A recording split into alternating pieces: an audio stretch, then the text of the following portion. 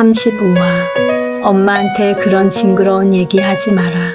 남자에 비해 여자가 더 뛰어난 부분이 공감해주는 능력이다.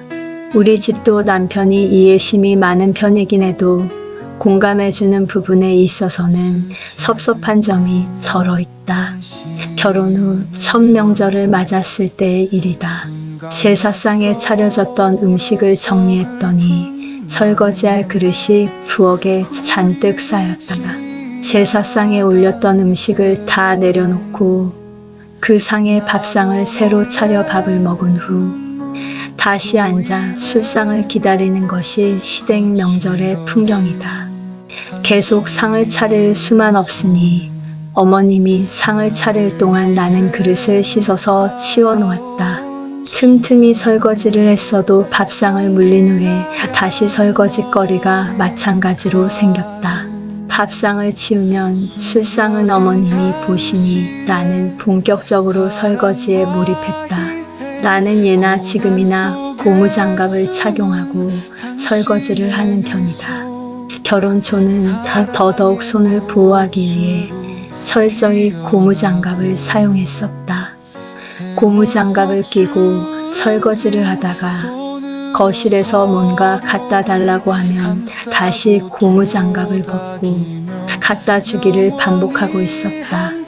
그럴 때면 남편이 알아서 오가며 도와주면 좋겠다는 생각이 들었다.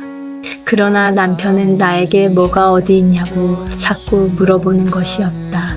시댁은 남편 집이니 나보다 남편이 더 익숙할 것 같은데 나에게 물어보는 것이 이해가 되지 않았고 조금도 도와줄 기색 없이 신나게 돌아다니는 모습에 심통이 나기 시작했다. 참다 못한 내가 볼멘 소리로 직접 가져가라고 했다. 그러자 남편은 분위기가 왜 이러냐고 묻더니 오히려 더 기분 나쁜 목소리를 남기고 나가버렸다. 나는 신혼 초 남편이 평소와 다르게 시댁에만 가면 막내로 변하는 것을 느꼈다. 그때 남편이 알아서 가져가면서 나를 향해 여보, 혼자 힘들지? 하며 살짝 말해주고 토닥이고 가는 정도의 관심만 보였다면 훨씬 기분이 나아졌을 것이다. 남편이 내게 해줄 수 있는 말은 다양하다. 여보, 잠깐 같이 앉았다가 끝나면 같이 하자라든가 여보, 나도 이따 내가 할게 등의 말들을 빈말이더라도 해줬다면 격려로 알고 기분 좋게 일했을 것이다. 내가 부엌에서 설거지를 하고 있는 것을 당연하게 여기는 모든 사람들의 태도, 특히 남편의 태도에 내 존재감이 바닥으로 내려가는 것이었다. 첫 명절을 그렇게 서로 불쾌하게 지낸 후 별다른 기억이 없는 것으로 보아 나도 포기하고 남편도 조금 나를 배려하면서 무사히 지난 모양이다. 첫 아이를 가진 것을 알자 그때부터 태중일기를 썼다.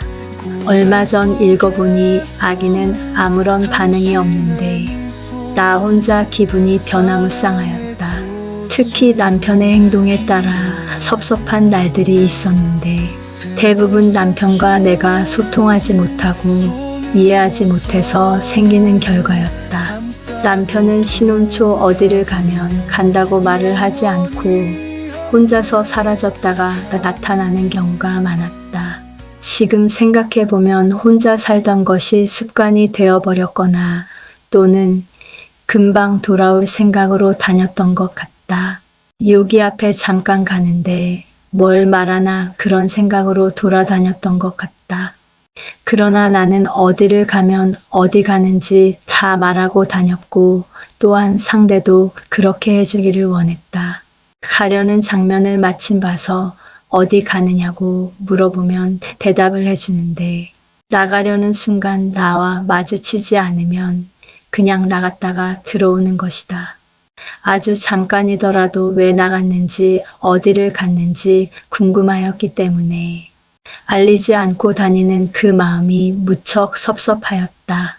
지금은 눈에 안 보이면 전화를 하면 어디 있는지 알 수 있으니 휴대전화기가 있어서 얼마나 좋은지 모른다. 남편이 달라지지 않은 채 휴대전화기조차 없었다면 우리 부부는 여전히 같은 문제로 다투면서 살고 있을 것이다. 자기가 갑자기 사라지면 내가 얼마나 궁금할지 내 입장에서 생각해주는 마음이 있다면 태도가 고쳐질 텐데 내 기분을 대수롭게 여기지 않는 것이다. 한마디로 공감 능력의 부족이 원인인 것 같다. 나는 얼마 전 일로 인해 남편이 그동안 많이 바뀐 것을 느꼈다. 해마다 5월 정도 되면 아파트 단지 내 수목 소독이 있다. 그때마다 밖에서 살던 바퀴벌레들이 집으로 들어와서 발견되기 시작한 지 3년째 되었다. 처음에 바퀴벌레를 보고 소리 질렀을 때 남편이 천천히 와서 치워주었다. 그리고 바퀴벌레가 당신을 더 무서워하겠다며 제발 소리 좀 지르지 말라고 하였다. 소리가 저절로 나오는 것이기 때문에 나도 어쩔 수가 없었다. 그 다음 해에도 내가 바퀴벌레를 보고 소리 지르면 자기가 더 놀랬다는 말만 하고 놀란 나를 다독여주지 않는 것이다. 올해에는 아들도 마침 집에 있어서 아들과 남편이 동시에 나와서 함께 벌레를 치워주었다. 아들이 벌레를 치우는 동안 남편이 내 옆에 가만히 서 있더니 윗집이 공사를 해서 우리 집으로 다 왔나?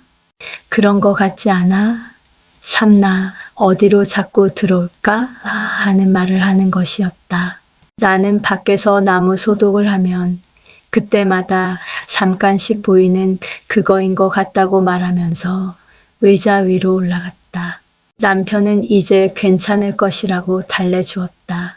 우리 아들은 이렇게 큰 거 처음 본다면서 자기가 학교에서 얼마나 크고 징그러운 벌레를 봤는지 생각난 김에 열심히 설명하기 시작했다. 나는 아들이 말할 동안에 마치 직접 보는 것처럼 징그러워서 말하지 말라고 귀를 막으며 소리를 질렀다. 그래도 아들은 끝까지 다 말해주고 방으로 들어가는 것이었다. 나는 남편에게 달려가서 너무 징그럽다고 하소연을 하였다. 그러자 남편은 아들 방으로 가더니 문을 열고 엄마에게 징그러운 얘기 하지 마라. 엄마가 진짜 싫어하시잖니라고 말하는 것이었다. 나는 남편이 내 마음을 이해해 주는 것이 신기하고 고마웠다.